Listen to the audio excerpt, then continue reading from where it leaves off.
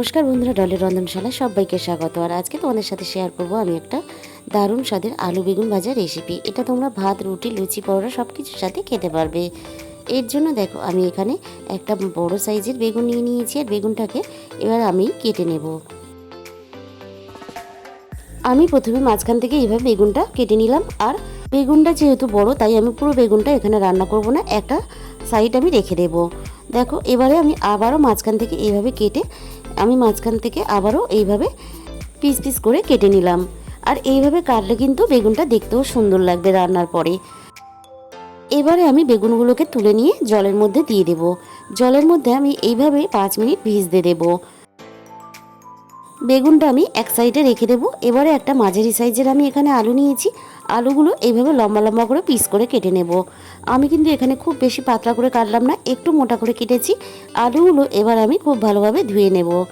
এবার 5 মিনিট হয়ে গেছে, বেগুনগুলোকে আমি আবারও খুব ভালোভাবে ধুয়ে স্বাদ মতো লবণ আর দিয়ে দেবো স্বাদ মতো চিনি।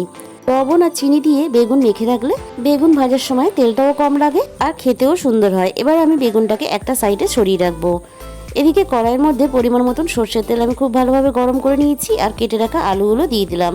আলুর মধ্যে আমি দিয়ে দেবো স্বাদ মতো লবণ আর অল্প পরিমাণ হলুদ গুঁড়ো।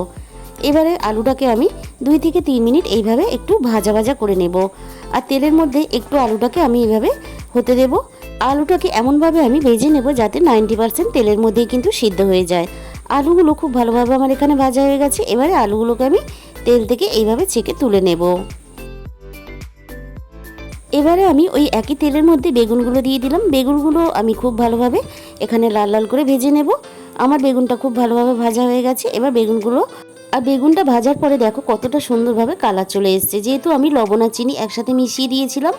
এরপর দেখো ওই একই তেলের মধ্যে ফোড়নে আমি দিয়ে দিলাম কালো জিরে, আর দিয়ে দিলাম অল্প পরিমাণ হিং, আর দিয়ে দিলাম অল্প একটু আদা বাটা, আর দিয়ে দিলাম এখানে একটা টমেটো এইভাবে লম্বা লম্বা করে কেটে, আর দিয়ে দিলাম আমি এখানে 2টো কাঁচা পাকা চেরা কাঁচা লঙ্কা। আমি একটু ভাজা ভাজা করে নেব এগুলোকে। এরপর দেখো এখানে দিয়ে দিলাম 1 চামচ পরিমাণ বেসন। বেসনটা ঠিক কিন্তু এই পর্যায়ে দিতে হবে। আর এই বেসনটা দেওয়ার জন্যই কিন্তু আলু বেগুন ভাজার স্বাদটা অনেক গুণ বেড়ে যাবে। আমি এখানে দিয়ে দিলাম 1/2 চামচের একটু কম হলুদ গুঁড়ো, আর দিয়ে দিলাম অল্প একটু কাশ্মীরি লঙ্কার গুঁড়ো কালারের জন্য। মশলাটা আমি বেসনের সাথে খুব ভালোভাবে কষিয়ে নিলাম। তারপরে ভেজে রাখা আলুগুলোকে আমি দিয়ে দিলাম। আলু আর মশলা একসাথে আমি আবারও একটু কষিয়ে নিলাম। এবার আমি 2 মিনিটের জন্য ঢাকা দিয়ে দেবো। 2 মিনিট পরে আমি ঢাকা খুলে নেব। ঢাকা খুলে একটু চেক করে নেব। দেখো নাড়িয়ে চাড়িয়ে আমি একটু দেখে নেব আলুগুলো সিদ্ধ হয়েছে কিনা। আলুগুলো কিন্তু আমার এখানে খুব ভালোভাবে সিদ্ধ হয়ে গেছে। এবার কেটে রাখা বেগুনগুলোও দিয়ে দিলাম। বেগুন কিন্তু এখানে দেওয়ার পরে খুব বেশিক্ষণ নাড়াচাড়া করার কোনো প্রয়োজন নেই, তাহলে কিন্তু বেগুনটা ঘেটে যাবে। আর দিয়ে দিলাম স্বাদ মতো চিনি আর অল্প একটু জিরে গুঁড়ো।